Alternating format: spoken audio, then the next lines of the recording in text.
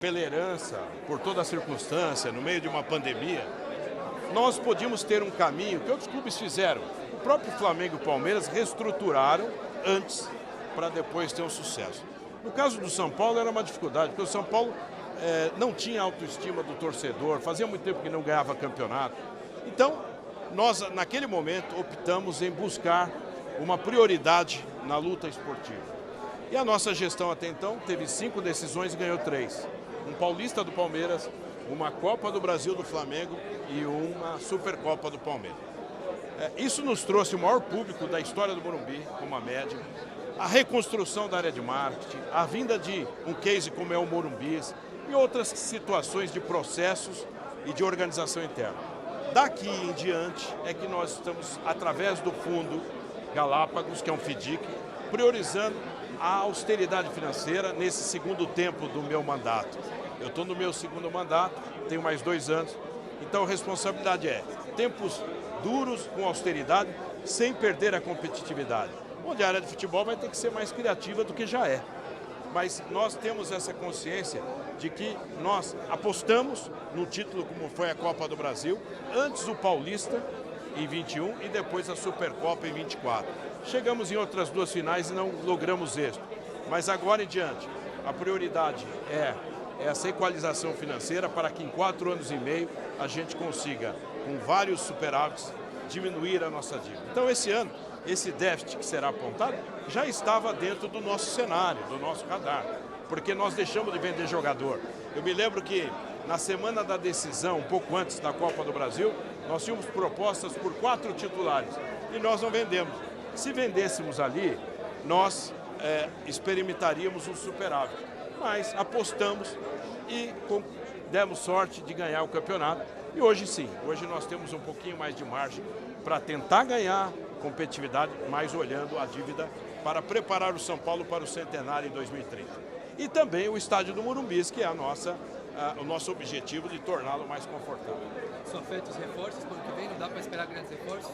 Eu acredito que os reforços foi o que São Paulo, para o São Paulo ser campeão em 2023, a Copa do Brasil, nós trouxemos um time que tinha o Rafinha, que diziam que era o reserva do reserva, o Rafael.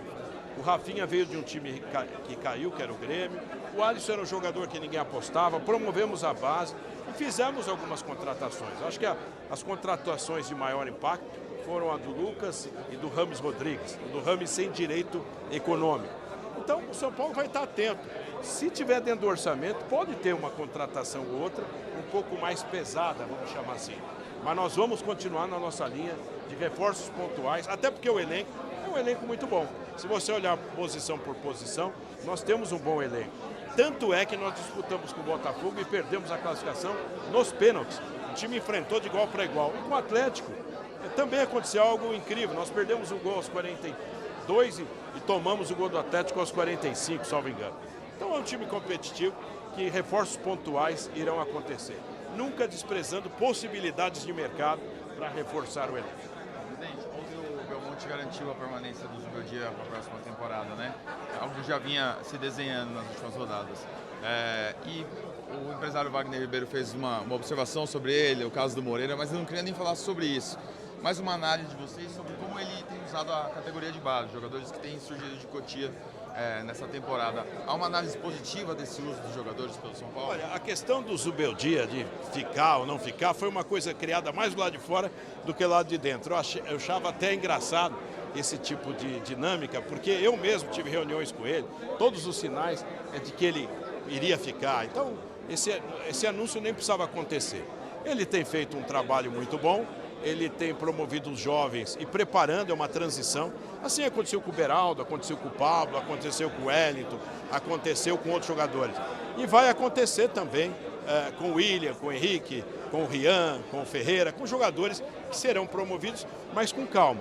Ele olha muito, ele tem um olhar para a base interessante e nós temos que entender que o técnico, ele é sanguíneo, ele é um cara que se emociona, ele luta e nós queremos um técnico assim.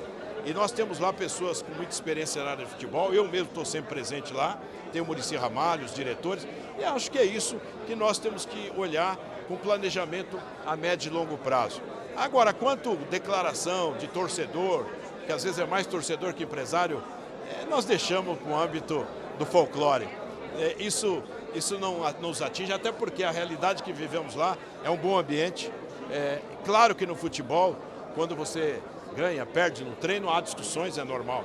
Mas o ambiente é muito bom, ele é muito querido pelo plantel. Acho que até o jogador que foi mencionado fez um post enaltecendo a comissão técnica. Presidente, há pouco o colega perguntou sobre possíveis contratações e sobre possíveis saídas. O São Paulo vai ter um ano de menos gastos. Você admite a possibilidade de negociar alguns dos jogadores titulares?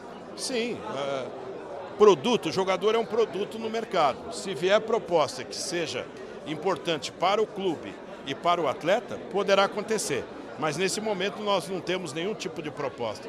Mas isso eu vejo pela mídia, todo dia colocam um jogador do São Paulo em tal lugar, etc. Mas não temos nada. Mas todo jogador, ele tem um valor de mercado, ele tem um valor institucional que nós vamos analisar se vier uma proposta nesse nível.